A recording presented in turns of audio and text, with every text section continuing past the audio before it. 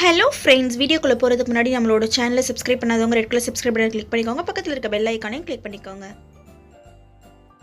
Hi friends, எல்லோரும் எப்படி இருக்கீங்க? இன்றைக்கி நம்ம ஒரு சூப்பரான சுவையான ஒரு வெண்டைக்காய் பச்சடி செய்ய போகிறோம். இது ரொம்பவே டேஸ்டியாக இருக்கும். பருப்பு இல்லாமல் நம்ம எவ்வளோ குயிக்காக செய்ய முடியுமோ அவ்வளோ குயிக்காக செய்யலாம்.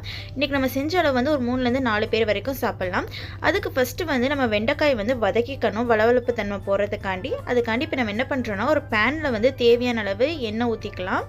எண்ணெய் வந்து சூடானதும் நான் வெட்டி வச்சுருக்க வெண்டைக்காய் வந்து ஆட் பண்ணிக்கிறேன். இன்றைக்கி நான் வந்து ஒரு 250 கிராம் வெண்டைக்காய் வந்து எடுத்திருக்கேன்.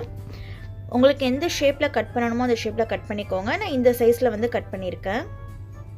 இந்த மாதிரி மீடியம் சைஸில் கட் பண்ணிங்கன்னா நம்ம எடுத்து சாப்பிட்றதுக்கு நல்லாயிருக்கும். இப்போ இதோட வளவளப்பு தன்மை போகிறதுக்காண்டி நம்ம வதக்கிக்கலாம்.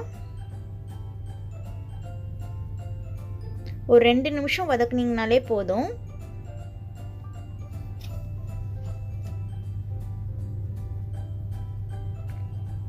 இப்போ வதங்கிடுச்சு. ஒரு பவுலில் வந்து மாற்றிக்கலாம்.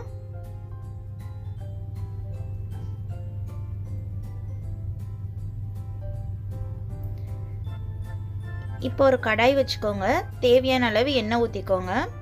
எண்ணெய் வந்து சூடானதும் உளுத்தம்பருப்பும் கடுகும் நம்ம ஆட் பண்ணிக்கலாம்.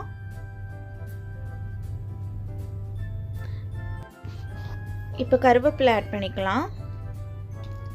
உளுத்தம்பருப்பும் கடுகும் வந்து நல்லா பொரியட்டும். இப்போ நல்லா பொரிஞ்சிருச்சு. நான் ஒரு பெரிய வெங்காயம் வந்து கட் பண்ணி வச்சுருக்கேன், அதை ஆட் பண்ணிக்கிறேன். சின்ன சின்னமாக பொடிசாக கட் பண்ணிக்கோங்க. சின்ன வெங்காயமாக இருந்தால் ஒரு 15லேருந்து 20 வெங்காயம் எடுத்துக்கோங்க. இப்போ நல்லா வதக்கி விடுங்க. வெங்காயம் நல்லா சாஃப்டாக வதங்கி வரணும். வெங்காயம் வதங்குறதுக்காண்டி நான் கொஞ்சமாக உப்பு ஆட் பண்ணிக்கிறேன். ஸோ ஈஸியாக வதங்கிடும்.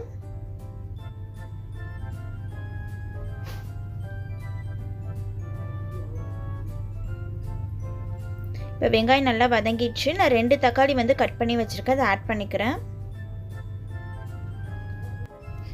தக்காளி வந்து நல்லா குழைவாக வெந்து வரணும்.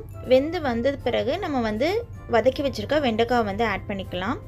பாருங்கள், இப்போ வெண்டைக்காய் ஆட் பண்ணுறோம்.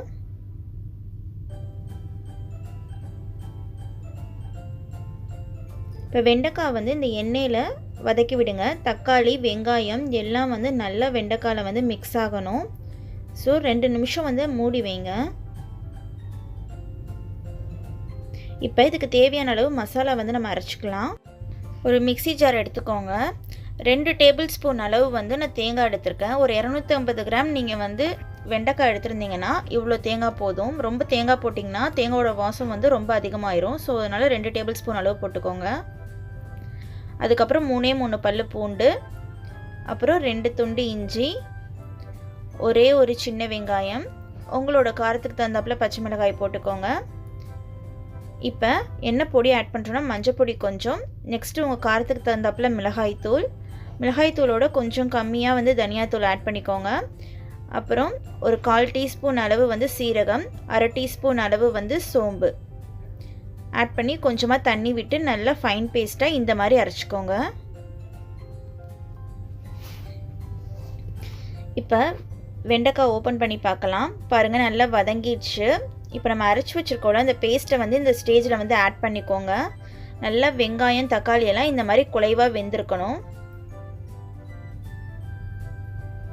இப்போ நம்ம அரைச்சி வச்ச பேஸ்ட்டை வந்து ஆட் பண்ணலாம். இது வந்து இட்லி, தோசை, சப்பாத்தி, ரைஸ் எல்லாத்துக்கூடயுமே ரொம்ப பர்ஃபெக்டாக இருக்கும். கண்டிப்பாக ஃப்ரெண்ட்ஸ் எல்லாருமே ட்ரை பண்ணி பார்த்து எப்படி இருந்துச்சுன்னு மறக்காமல் எனக்கு சொல்லுங்கள். இப்போ நான் மிக்ஸி ஜாரில் கொஞ்சமாக தண்ணி விட்டு அலசி ஊற்றிக்கிறேன்.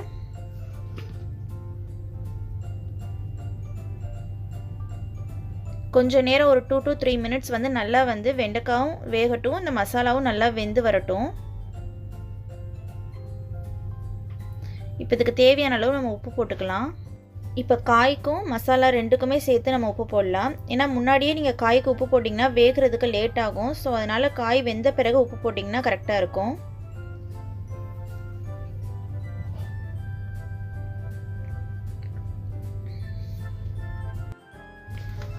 இப்போ க்ளோஸ் பண்ணி வச்சுருங்க.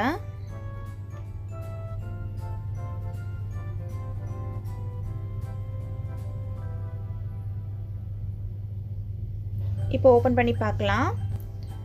பாருங்கள் எவ்வளோ சூப்பராக வெந்து வந்திருக்குன்னு. ஃபைனலாக வந்து நம்ம கொத்தமல்லி தழை தூவி பரிமாற ஆரம்பிக்கலாம்.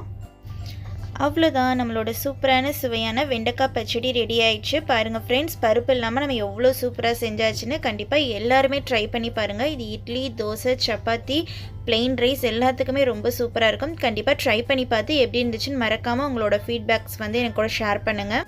இந்த வீடியோ பிடிச்சிருந்துச்சுன்னா லைக் பண்ணுங்கள், கமெண்ட் பண்ணுங்கள், மறக்காமல் உங்கள் ஃப்ரெண்ட்ஸ் எல்லாருக்குமே ஷேர் பண்ணுங்கள். இது வரைக்கும் நம்மளோட சேனலை சப்ஸ்கிரைப் பண்ணாதவங்க ரெட் கலர் சப்ஸ்கிரைப் பட்டனை கிளிக் பண்ணிக்கோங்க. பக்கத்துலேயே இருக்க பெல் ஐக்கானையும் ப்ரெஸ் பண்ணிக்கோங்க. நெக்ஸ்ட் ஒரு இன்ட்ரெஸ்டிங்கான வீடியோட சந்திப்போம். பாய் பாய்.